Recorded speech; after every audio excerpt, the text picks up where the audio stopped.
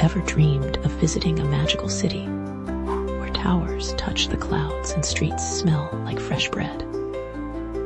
Well, that's exactly what happened to me when I visited Paris with my family last summer.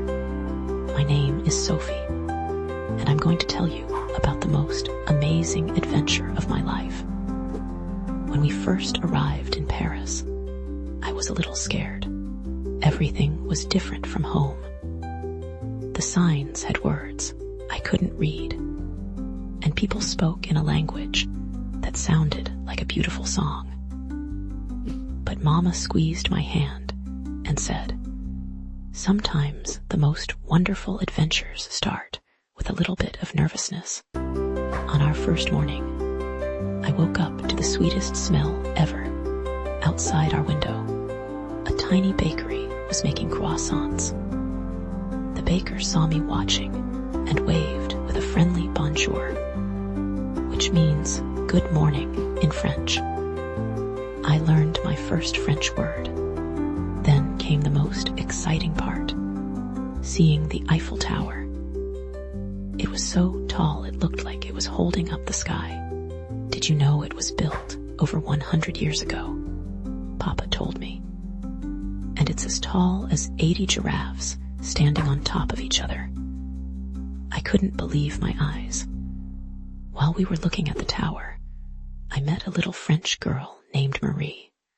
She didn't speak English, and I didn't speak French, but we both knew how to smile and laugh. We played together in the grass, drawing pictures in our notebooks and sharing our snacks. Marie gave me a piece of her chocolate crepe, and I shared my apple with her. The next day, we visited a huge museum called the Louvre. Inside was the most famous painting in the world, the Mona Lisa. She was smaller than I expected, but her smile was mysterious and magical. I tried copying her smile in the mirror later that day, but it wasn't quite the same. In the afternoon, we took a boat ride on the River Seine. The water sparkled like it was filled with tiny diamonds, and beautiful bridges crossed over our heads. Marie and her family were on the same boat. She taught me to say merci, which means thank you in French. We spent our evenings walking through pretty streets with colorful flowers hanging from windows. Street musicians played accordion music that made everyone want to dance. One night, we had dinner in a garden restaurant where the waiters were extra friendly. They taught me to say s'il vous plaît, which means please.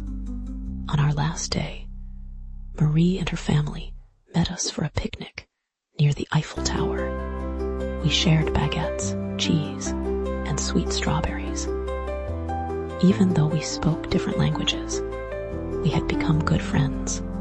Marie gave me a little drawing of the Eiffel Tower to remember her by, and I gave her my favorite hair ribbon. As we said goodbye to Paris, I realized something important.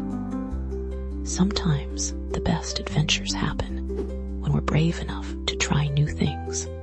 I learned that people can be friends, even if they speak different languages, that every city has its own special magic, and that the world is full of wonderful surprises waiting to be discovered.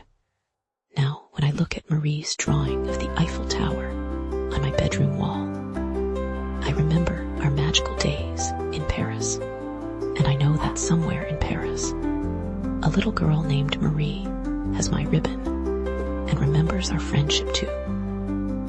Maybe one day we'll meet again in the magical city of Paris, where towers touch the clouds and streets smell like fresh bread. Remember, friends, every new place you visit and every person you meet can lead to an amazing adventure. All you need is an open heart and a brave spirit. And who knows, maybe your next adventure will be in Paris too.